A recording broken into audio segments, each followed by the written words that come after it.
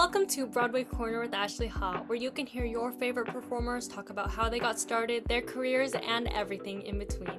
Make sure to follow me on Instagram and Spotify at Broadway Corner with Ashley Ha, and on my main Broadway account at Broadway_Corner on Instagram, TikTok, and YouTube.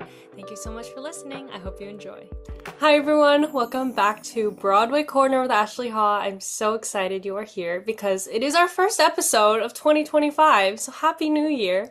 And it's a very special one because I'm talking to someone who's a part of one of my favorite Broadway shows right now, Maybe Happy Ending. It is Hannah Kevitt. Hi Hannah, how are you? Ooh, hi, I'm honored to be here. Yeah, it's your day off. We're just gonna chill, have some fun, talk about, your journey to Broadway with two Broadway shows. So I'll just read a little bit about you. So Hannah is a China-born, North Carolina-raised actor, singer, and dancer. She grew up in the tractor-loving small town of Hickory, North Carolina, which my dad's also from North Carolina, so Wait, North amazing. Carolina. Yeah, North Carolina. And uncertain whether college was the right choice for her. Hannah dove straight into theater after high school, performing regionally in the Southeast while also working towards an associate's degree. And then Hannah then attended Elon University and received her BFA in musical theater in 2023. And immediately upon graduating, Hannah moved to New York to make her Broadway debut in the original cast of Back to the Future. And after a year of being in Back to the Future, Hannah left the show to join her second original Broadway cast, and maybe happy ending. So hi Hannah, so excited to be chatting with you Hey, I'm today. so excited to be here. I think you've had such an incredible journey. A little bit, you've called it unconventional, just a little bit. But again, just incredible. So it's good to see you in Thanks. this new year. And again, you've had quite the past 2 years being in two original Broadway cast of two new shows. But before we get to that, let's start with just talking about you. Can you talk Okay. about like your background, just where you grew up, like where you went to school, and how you discovered theater, especially in somewhere like North Carolina? Yeah. I think it all started, well, I was adopted when I was 11 months old from China. And so my parents came to get me, and then I grew up in Hickory for my whole like young adult life. Um, And Hickory is like, you said it in my little like description, but it's like such a little town and there's not a bunch of theater. And but I remember when I was 4, my parents loved like Disney VHSs. Like that was a thing that we would do together. We would watch like Disney movies. And I just became obsessed. Like I loved the singing and the dancing. And like my dad said when I was like 4, I would like run around and sing all the princess songs and create little dances and like that sort of thing. So he was like, "Oh, I think she would be good in theater. I think she would enjoy that." So they enrolled me in this like summer theater program at our community theater, and I had the worst stage fright ever. I was like on stage, and we had to do these like little riddles or something like that, and all the parents were watching. It was in this huge theater to me, like this, little kid, and I just immediately started crying, and I was like of the fight, flight, or freeze. I froze, and so I just kind of like stood there crying and like didn't know what to do, and I was like, I'm never stepping foot on stage ever again. Like that was terrible. I hated it. But my dad was like so encouraging. It was like, you got to get back on the horse. Like you gotta like conquer your fears and stuff. So, they also enrolled me in dance classes from a pretty young age. And so I kind of found my love of getting back on the stage through dance. And then, um, because I was so nervous to do theater again, my dad was like, I'll do it with you. So we did community theater together for a little bit. Um, yeah. So, and then I like started to fall in love with theater again, and like that's where like, the theater bug bit, and I was like, I love it here. And then I just kind of never stopped doing it. I did it and then I went to a studio when I was like in 3rd grade in my hometown that was like singing, acting, dancing training after school. And so I did that. And then until I was like a teenager. Yeah. And then I was reading that you instead of doing like the whole BFA thing first, oh, 1 second. There you go. My computer screen took me away for a minute. But you went and performed professionally like as a teenager just graduating high school and got your associate's degree, which is something that like most theater people maybe wouldn't do at first. So like can you just talk a little bit about since your journey was a little different, like what Yeah. that and how that helped propel you to then be prepared for a BFA. Yeah. So after I finished high school, I was homeschooled from like so in seventh grade, I booked a JCPenney commercial. And I pointed to that to my parents to be like, look, I can do this. Like that was the first time that they realized that like you could get paid for doing theater and acting and these kinds of jobs. And so I was like, I need to be homeschooled so I can take my career seriously in like the seventh grade. Oh my And God. they were like, okay. And so I became homeschooled. I was able to dance and sing and take voice lessons and dance classes and that sort of thing. Um, until I was about 17. And then I was like, I just want to book Broadway right away. And so I auditioned for this production of Miss Saigon in Atlanta. And I remember going to my parents and I had this like PowerPoint presentation of like how I would get down there. Like they both worked, so they couldn't take me to these auditions. And I was like, so this is how I would do it. This is how much it would cost. And they were like, okay. So I went to Atlanta, I auditioned. Um, and then I didn't hear anything, and then I got it, and that was my first professional theater gig, which was such a cool experience. It was the Miss Saigon that had like the live helicopter, and it was like outside and like site specific, and like it was a Wow. crazy way to introduce myself to the professional theater world. But I was 17, and I just had like so much to learn, and I got to meet so many like right off the bat in my career. I got to meet so many amazing Asian artists. So that was awesome. And they all just like took me under their wing and they were like, okay, you're a baby. Like, we're gonna take care of you. So anyway, so I did that and then I was like, I'm just gonna keep the ball rolling because I wanna book Broadway by the time I'm 18, you know. And so I did a few regional contracts where I was able to drive to the auditions and from North Carolina and that sort of thing. And so I did after Miss Saigon, I did South Pacific. I did a chorus line. I just like a few shows and I got to meet amazing people. And kind of in the middle of that, I was like, I feel like I need to learn more about the world. But I wasn't quite ready to commit to a BFA program or a program that would like keep me in one place yet because I was like I'm not ready to stop working. I thought I was like moving with some momentum, which I wasn't. I was like it was I was just, you know, young.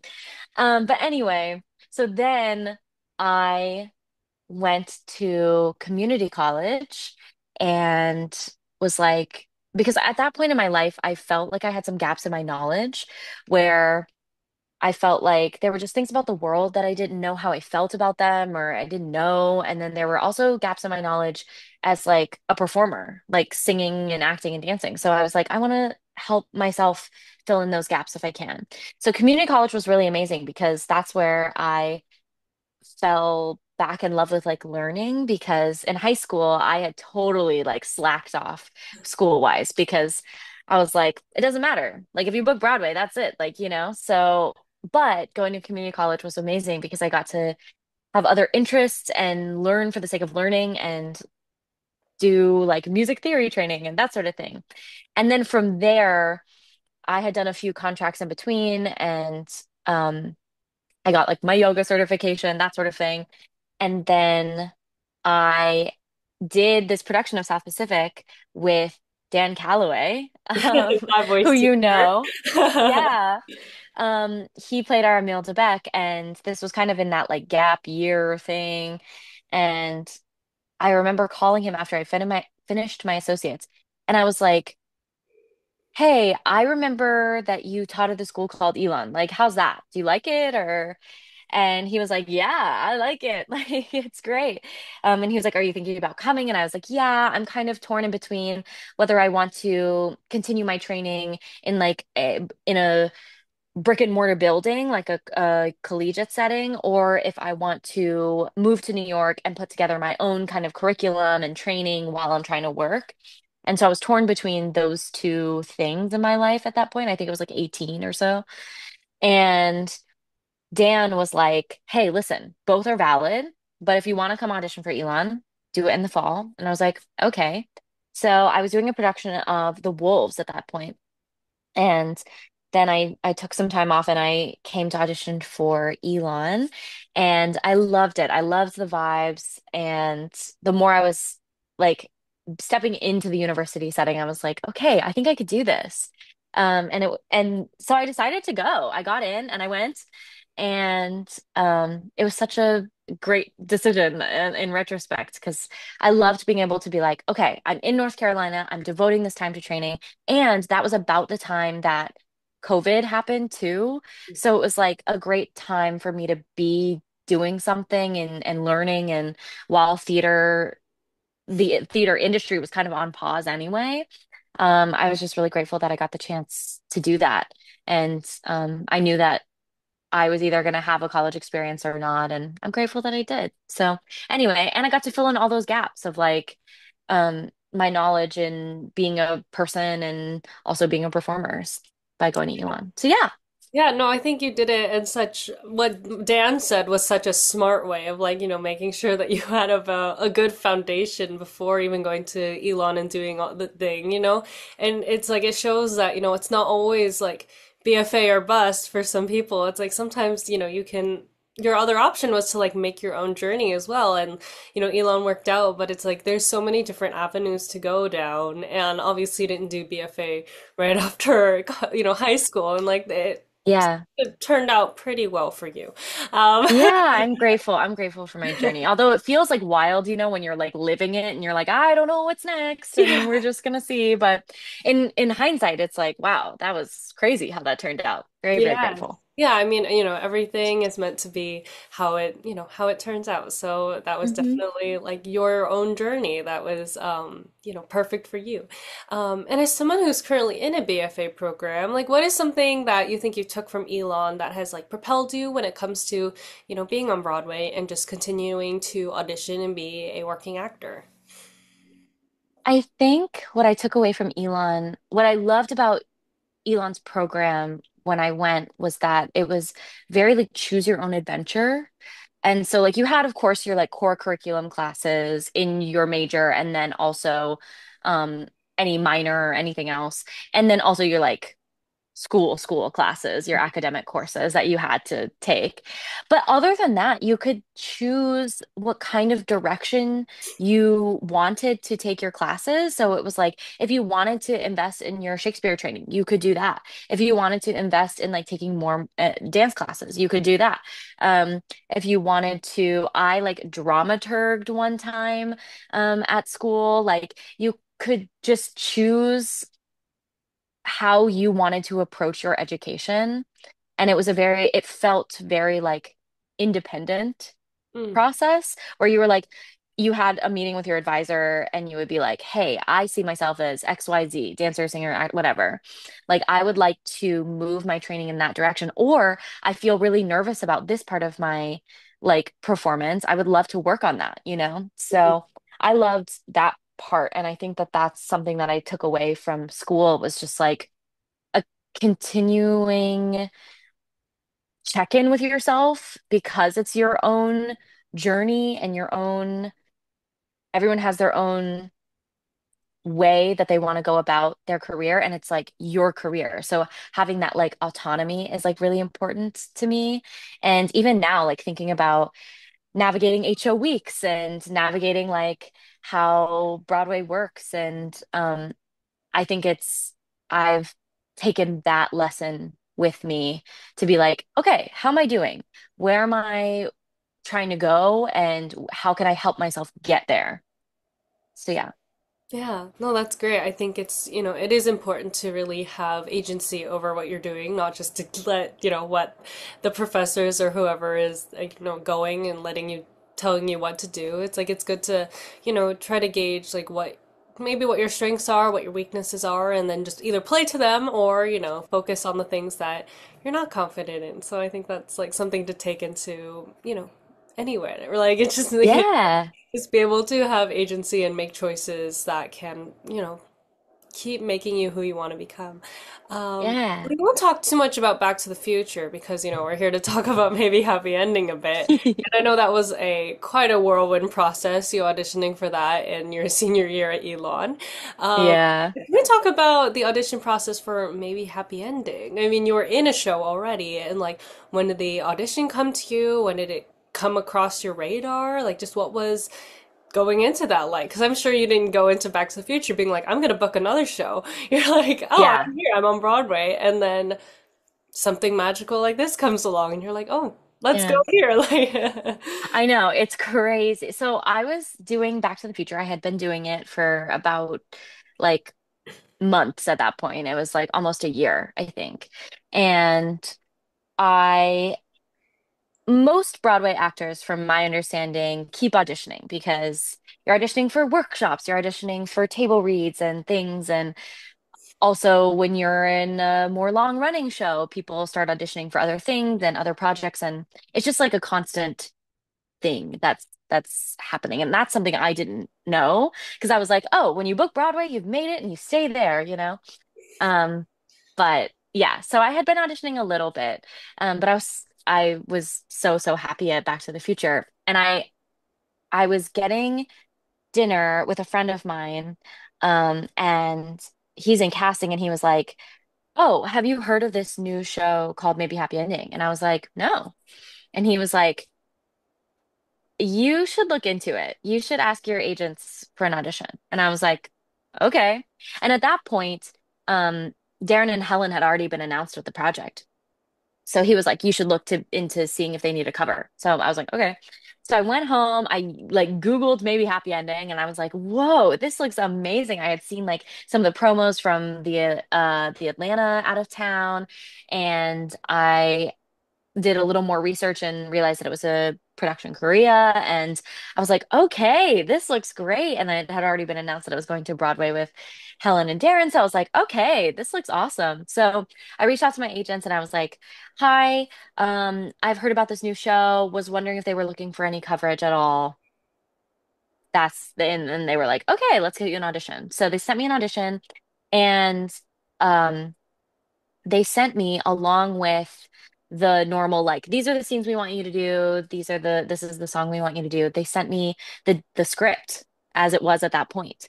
oh And wow. so I was like, okay. So I took a afternoon, and I just sat on my couch and I read the script, and I was like, wow. I like cried at the end because I was just like, and there was also like some demos in that little Dropbox folder as well. So I like played the demos along with the script that they had, and I was like, whoa, this is going to be so special.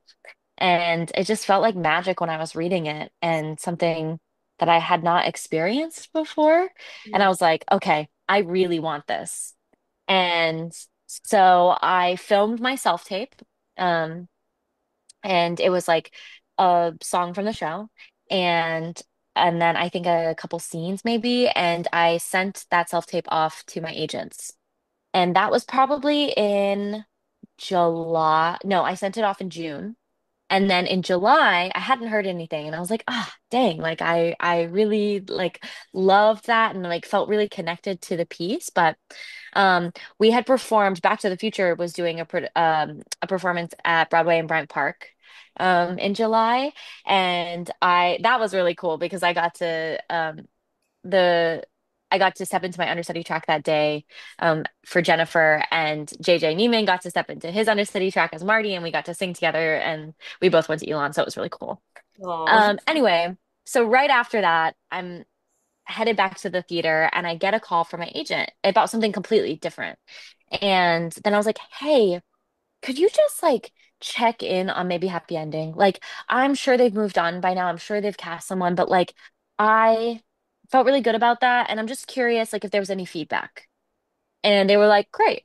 So then the next day, I get a call, and my agents are like, hey, funny story. And I'm like, okay. And they're like, we were about to email casting this morning to ask about feedback for you. And we ended up having an email in our inbox about you before we had even sent anything off about your availability for maybe happy ending. And I was like, what? And so at that point, it was like, hey, we still might need this Claire standby after all. What is Hannah's availability? What are her outs with Back to the Future? And my agents were like, hey, she has a 4 week out with Back to the Future. So as soon as she puts her notice in, she would just have to work 4 weeks after that. And they were like, okay, cool. We'll get back to you. Who knows what's going to happen? And so that was on a Friday. And my agents told me that. And I was like, oh, okay, perfect. Um, so that, sorry, my radiator's doing Oh, the you're good. radiator thing, if you hear that in the background. Yeah. Um, but yeah, so that was like on a Friday, did that weekend of shows at Back to the Future. And then I had assumed that I would hear early in the week. And on Monday, I went to my first dance class of the year. And just because I was like, I had planned this for myself, it was something that I really wanted to do. So I went to dance class, and then I came out of dance class feeling great. And I had a voicemail from my agent. And I was like, oh my God. And it was like, hey, can you call me back? You have an offer. And I was like, oh my God. And I had been in for a few things, so I didn't quite know what it was. So, and of course, my phone is at like 2%. Oh, So no. I'm like, okay. So I can't even take an Uber home because my phone is gonna die. I have to take the subway home, and it's on the local line. And it's terrible, and it's taking 10 years. And I'm like shaking. I can feel my like fingers are tingly because I'm like just so excited and like nervous and have no idea what's gonna happen. So anyway, I run home. I call my boyfriend on FaceTime so that he can like film if something exciting happens. And so I call them back. I call my agents back, and they're like, "Hey, you have an offer for maybe happy ending for Claire Standby." Um, yeah, and I was like, "Oh my God!" And I was like, I think in my video, I was like, "And they're sure because like they only saw a video of me. Like they don't want to like check in on." I could be crazy. They have no idea. Yeah. So anyway, they were like, yeah, they're sure. And so that day, right after I called all the people that um I needed to call to be like my parents and my best friends and those things. And then I started drafting my notice for Back to the Future. And so the next day, that Tuesday, I sent off my notice, and then I did my last 4 weeks of Back to the Future. And then I had like 3 weeks off in between, and then I started Maybe Happy Ending. It was wild. Oh my God. I It's insane. I can't believe like sometimes when I tell the story, I'm like, wow, that's insane.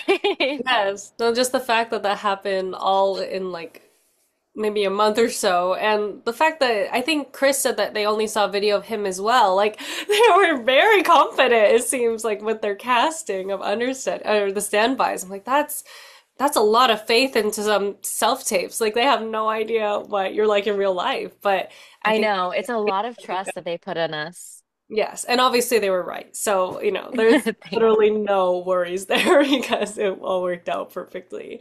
And yeah, oh my God, that's so much to think about and just like trusting and you putting so much faith into the script and just your performance of it, I'm sure. And just when you are so connected to something and you want something so bad, sometimes it does work out, which is really cool.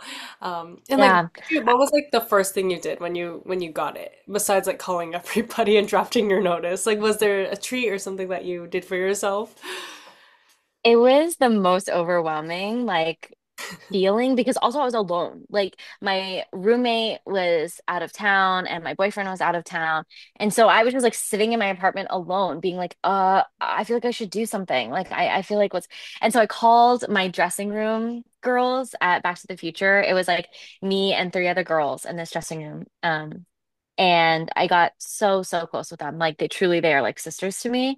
And I was telling them, I was like, I don't know what to do with myself. And they were like, oh my God, you have to do something. We're gonna celebrate. So my friend Kimmy, who's like my Asian big sister at Back to the Yeah. Future. I saw her at She, Wicked, I think. I saw yeah, her in she Back played to the Nessa. Future. Yeah, yeah. She's, oh my God, she's the best. And she was like, I'm taking you out to dinner. So we went out to dinner together to like celebrate, and it was so cool. Yeah. Yeah, no, it's good to make sure you do something like celebratory. I mean, people do that all the time, even just after like auditions, just to make sure, you're like having that positive reinforcement of like, oh, I did that. And then, when something big happens, you're like, let's do something else, like really big, Right. to celebrate. So I'm so glad you got to do that. Um, Thanks. It was such a whirlwind too. I was like, I can't believe this is happening. And also I kept being like, I had this fear that they were going to take it back. oh my I was like, oh my gosh, they're going to take it back. I can't tell anyone. I've told God. everyone. Oh my gosh. Yeah, no, sometimes I'm like you're like, "Oh, you're like, "Oh my God, is it really happening?" And then you second guess and you're like, "Oh wait, it is. It is." Yeah. Yeah. Like when it came to researching and like in those couple weeks that you had, I guess, like what did you do to, I guess, prepare? 'Cause I mean for myself, just as a fan, I've been doing like the deep dive on YouTube of like all the Korean stuff, like all the Korean productions, and then even like there's the Chinese production and stuff like that I didn't know about till later, and like listening to the cast recordings that they have in Korean on Spotify and like doing all that stuff. So like what did you do to like prepare? Because at that point you just had like the demos and the script. So it's like what did you do to kind of prepare yourself to enter that world? So I had 3 weeks off in between Back to the Future and starting Maybe Happy Ending. And um that Broadway is a very rigorous job. It is the dream job, but it's also so hard. So I remember talking to my therapist and my voice teacher and the people in my life and being like, I think I need like a break. And so because I had not really had a break since I graduated school and went straight into Back to the Future. I finished my last final, drove my car home, flew up here, moved into my apartment, and then started rehearsals for Back to the Future the next day. So it was wild and a whirlwind. So, and that kind of just all rolled into my contract there and my time there, which was so amazing. Um, and so in that, it was like 3 weeks in between. So from the first 2 weeks, I gave myself time to be like, I'm not thinking about any theater. I'm going to Disney World, um, which was so amazing. I went home to visit my family because that's not something I really get to do when I'm working here. And I also went to go like sit at my boyfriend's family's lake house, which was wonderful. So for those like first 2 weeks, I was like, I'm taking a break. And then when I came back for that last week, the week before we started, I remember while I was at Disney World, I had texted our stage manager of Maybe Happy Ending, Justin, and I was like, hey, like, wanted to know if I could get those demos back so I could like start studying and looking at things for rehearsals. And he was like, actually, our music team wants to build this sound with you, so they don't really want you to listen to anything that has to do with the show because they want to hear what your interpretation of it is. So I was Oh. like, okay, which made me nervous, but also so excited. And so I didn't have like a lot of prep work to do because of that. So I just read the script a bunch. I did a little light research on the other productions and the history of the show and that sort of thing. But it was clear to me that we were gonna make this like the Broadway production, this like living, breathing thing. And so I was like, okay, I'm just going in open-hearted and open, like, and ready for anything kind of thing.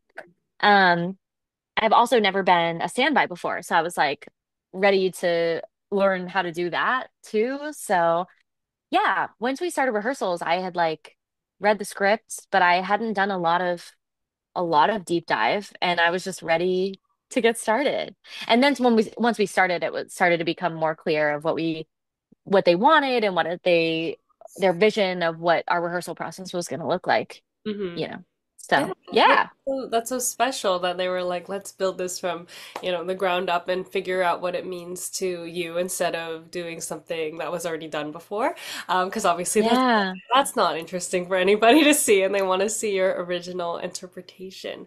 And I love the show. I think it's so much fun. It's like it's packed into those 90 minutes, but there's so much that happens in the 90 minutes.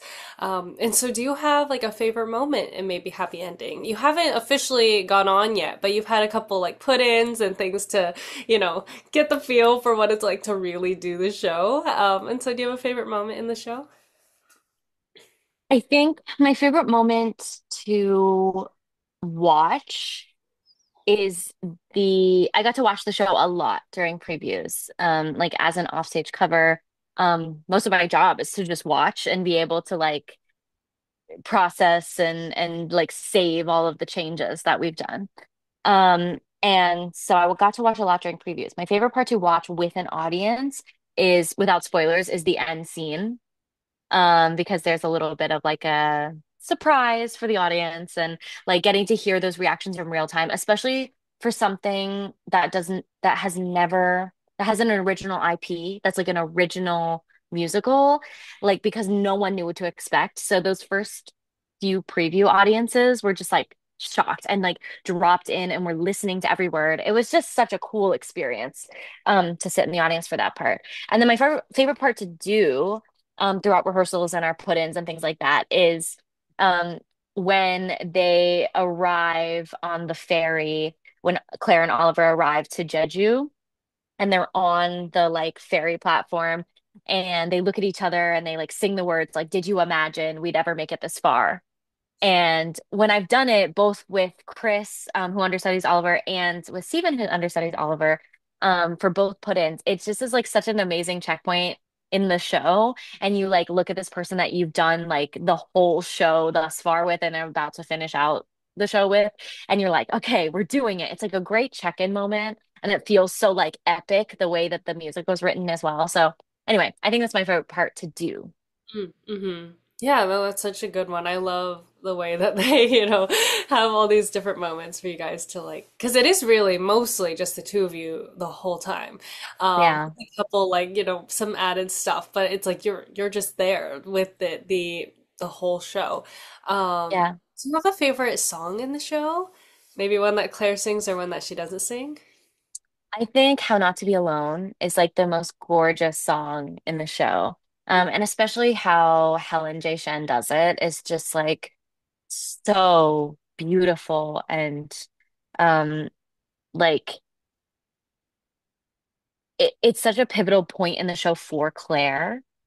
And it just feels so honest and open and just like sharing that with the audience.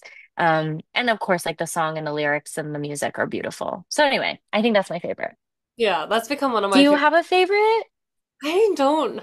I'm like trying to think now because I was obsessed when I first started listening to it. I was obsessed with the way that has to be just because it was like Hmm.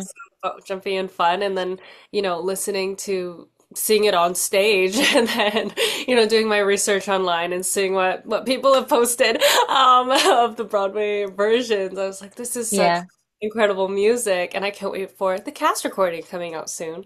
Hopefully soon. I don't know when, but exciting. I also have been loving How to Not Be Alone, like both listening in Korean and in English. I'm like, I just think it has so much like heart in it. And this was a question I had for you later of was like, what moment spoke to you the most? And because for me, I think it was that song, of just being like, oh my God, it's how to exist with someone else when it's like you've been so used to being by yourself and how difficult that is and how it's like there's no way to really explain it. I'm just like, oh man, them trying to, invite each other into their lives when, for so long they've just kind of been going one route and then now they've kind of gone another way and they can't go back from it anymore. So, Yeah, exactly. They've changed each other. It's yeah. amazing. Do you have a moment that like really stuck with you first when you read it or first when you saw it in rehearsals or something? I remember gasping when I was sitting and reading it for the first time during the her flashback scene, during Claire's flashback scene where she kind of explains why she feels the way she does about owners and humans and that sort of thing. And I remember for that moment I like sat and gasped. I was like, "Oh my God." Like so I remember that moment pretty vividly, and then in rehearsals I remember the first time that they did all of um the Hitting the Road part one into Goodbye My Room into Hitting the Road part two where they get out of their room. Mhm. Mm. Um I remember that was really amazing to watch, to be like, okay, like this transition is amazing because we had kind of done it in like little pieces. So the first time they put that all together, that huge chunk of the show, was really exciting. Yeah, I was just gonna mention that. So I love the hitting the road and then into that, and then kind of like the little sandwich that it is. I remember seeing like the clip from the promo video of hitting the road and being like this song is really catchy, and then finally seeing it on stage, I was like, wait, I love this whole sequence. It's so cute. I think the show is really cute too. It's like it just there's no way that you can watch it and not be happy by the end, and like a more sad happy, but still really happy. Um, Yeah, it's what special. what is it like working with Hwaboom?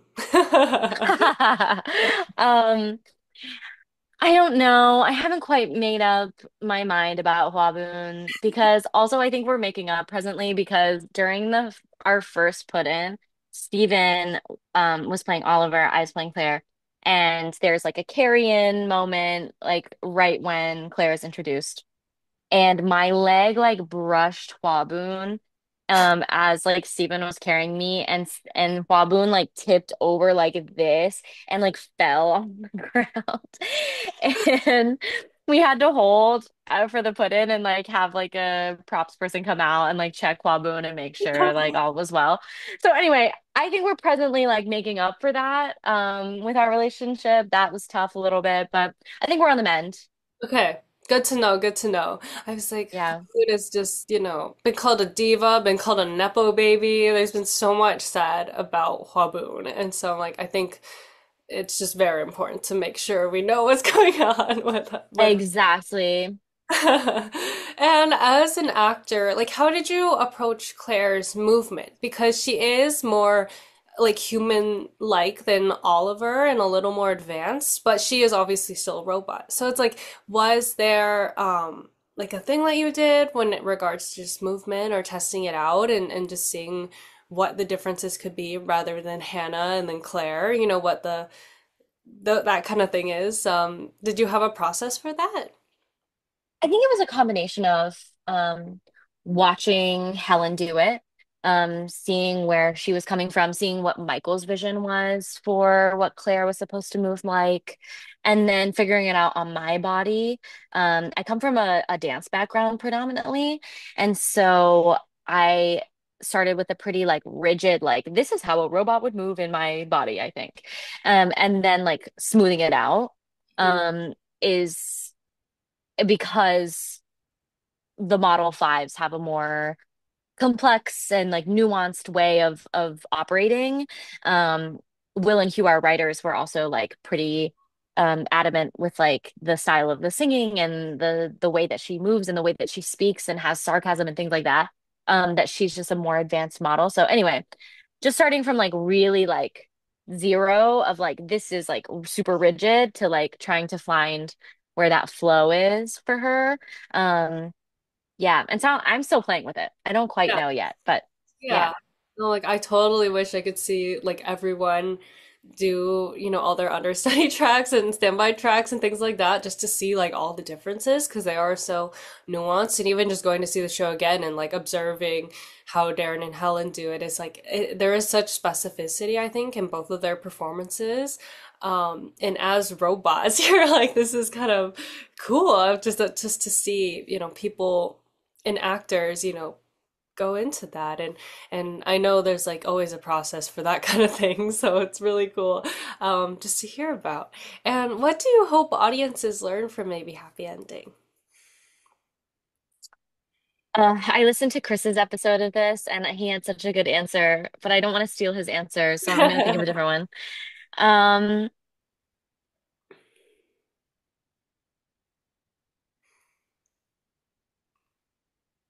What do I want audiences to learn from maybe Happy Ending?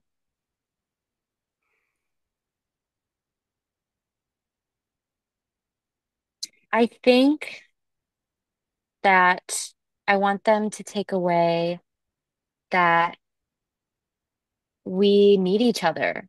We need I think it has been said about this production is like even though the show is about two robots, it is like such a human story. And we can ascribe so many human experiences to the show and to what Claire and Oliver are experiencing in such a pure way.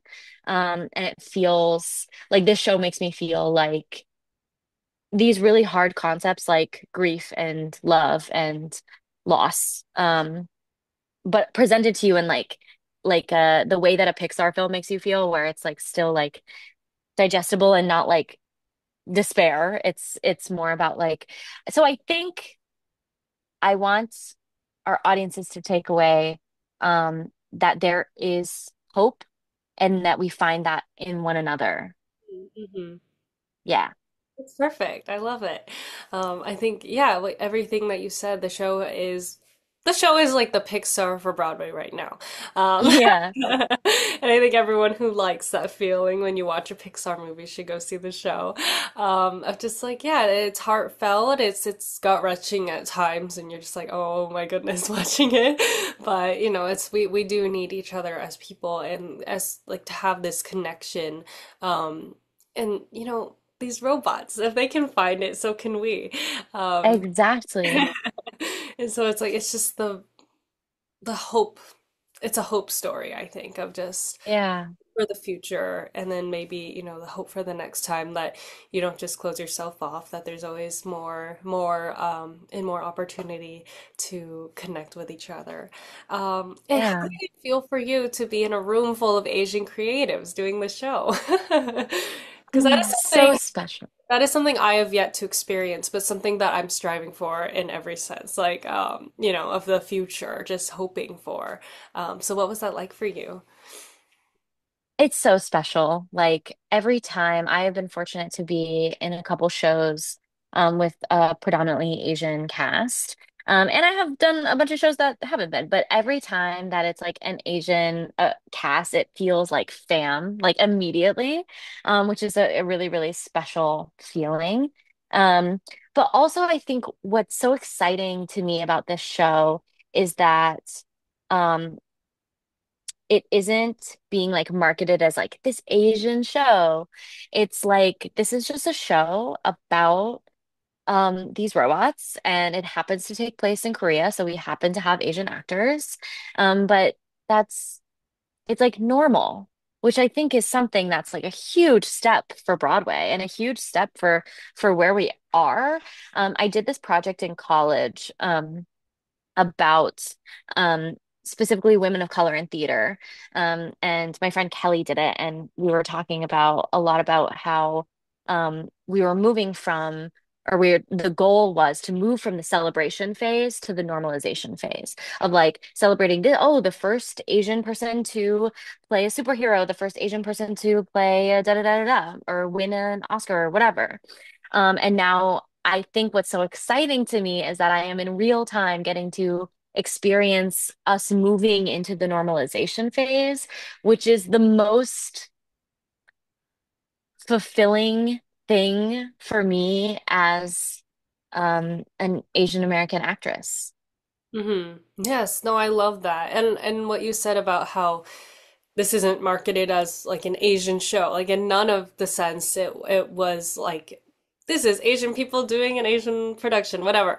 And I have really loved that about this production, how it's just like a story that speaks to everyone and just happens to feature Asian performers. And you guys are still celebrating that in every sense, but it's not the focal point of why the show is happening. It just happens to be like that. And so, yeah, what you said about going from celebration to normalization, I think is so important, and how we are seeing the progression.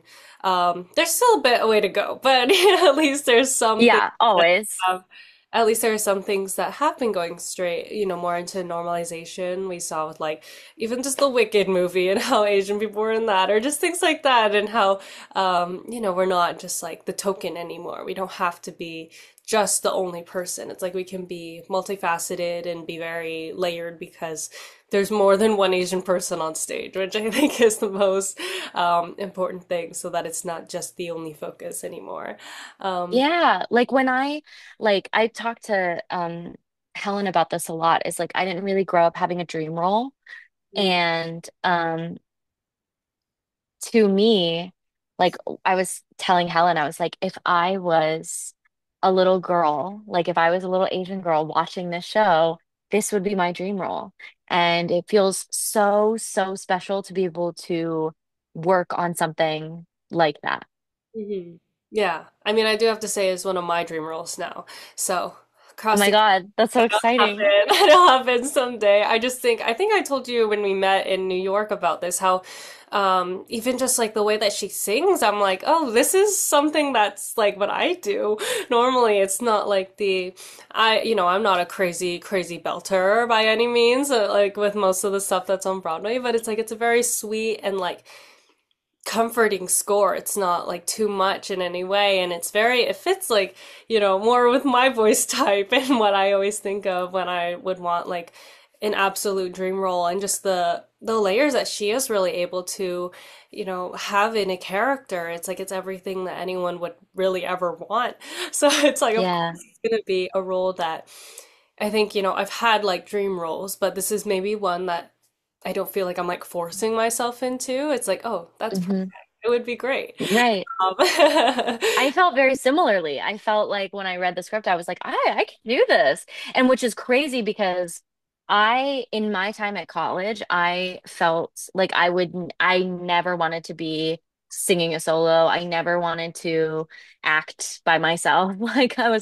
I was so comfortable being a dancer, and I thought that my career was going to be in ensembles. And so this show really came out of nowhere for me. And like this dream that I had to do it came out of nowhere. And it's like so intimidating for me, but so exciting. And I'm just grateful for the opportunity to do it. yes, no, I'm like, that's so exciting for you to have something that is so perfect for you. I think, things fall into place the way that they always do. And so, Yeah. it really worked out this time.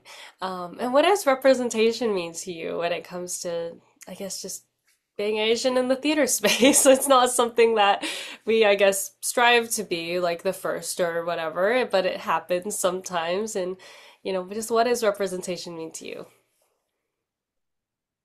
I think for me, representation means um it always reminds me of this when I was working at this theme park in North Carolina. It's called Carowinds. It borders North Carolina and South Carolina. And I was a part of like this singing Christmas show thing. And it was at the front of the park, and I was like doing the show, and there were like 5 shows a day or whatever it was.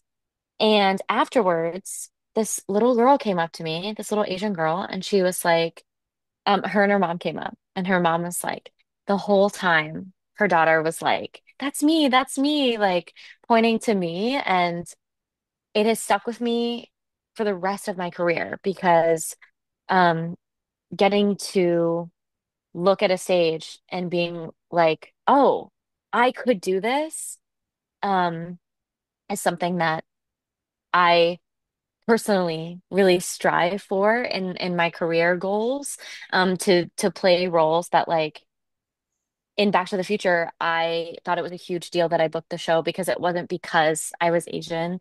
It was because I did the role how they wanted me to, you know? And I think I think I was the first um Asian Jennifer.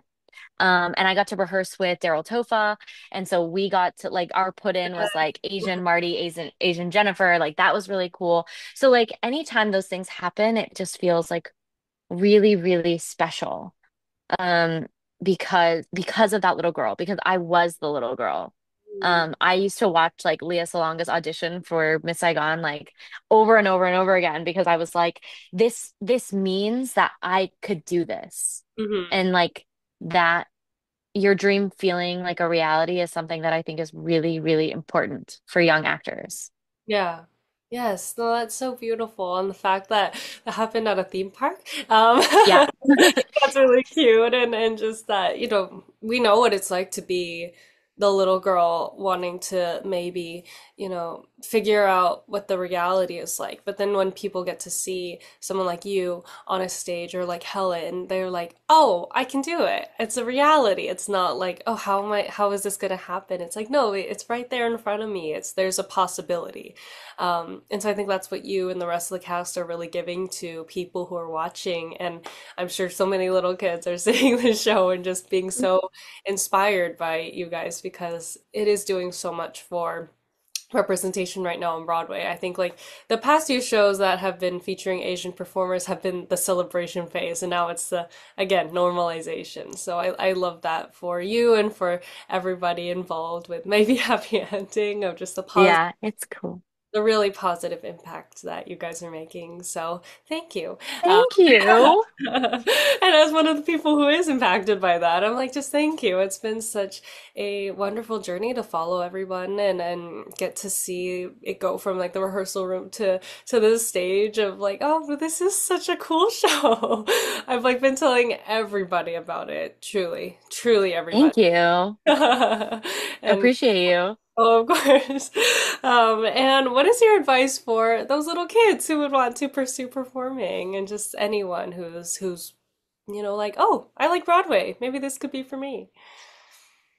Hmm. I think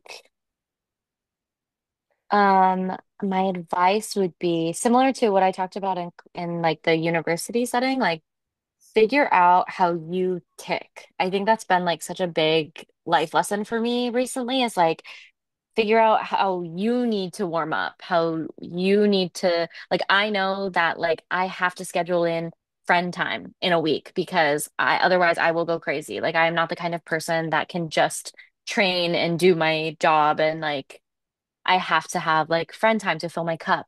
And like sometimes self-care means like going to that friend's birthday party or like whatever. But also sometimes like getting to know yourself as being like, okay, actually I have to say no to that because I need to spend time working on this or I need to, like just figuring out, I think I'm still on that journey of trying to figure out what works best for me and being okay with that. And figuring out what my goals are so that I can adjust my priorities and ebb and flow as I need to for my life and my career and Mhm. me as a person because that's also important. Yes, definitely. It's good to have a good balance. Yeah. No, and especially being, at school and stuff too. It's like you can start that anytime. And Yeah. you're just taking care of yourself and being good to yourself because, we are our instrument and our job, whatever. And so it's like might as well take the most care that we can with ourselves.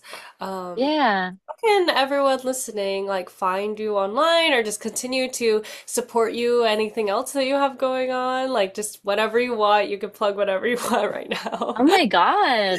Well, you can follow me. You can follow me at Instagram, which is like Hannah dot like period Kevitt, my last name. I'm also on TikTok, under Hannah Kevitt. I'm also controversially thinking of starting a YouTube channel. So if anybody would be interested in that, let me know because I I think am you should. scared to do that too. I think you 100% should. I mean, I've seen your vlogs on TikTok. I think you should do it. Definitely. Thanks. So yes, I'm thinking about that. But until then, I just have those two things, and yeah, you can find me there. Yeah. Well, Hannah, it's been so nice getting to chat with you all about just your journey to Broadway, about maybe happy endings, something we both love so much. And I'm so excited to just continue to see you grow and on Broadway and hopefully get to see you go on someday, hopefully. Um, Yeah. that would be the absolute coolest. But thanks so much for being on the pod. Thank you so much for having me. This was so fun. Yes, thanks to everyone listening, and we'll keep talking about maybe happy ending. But Yeah. that you enjoyed, and thanks for listening. Bye. Bye. You've been listening to Broadway Corner with Ashley Haw. Thank you so much for tuning in. I'll see you next time.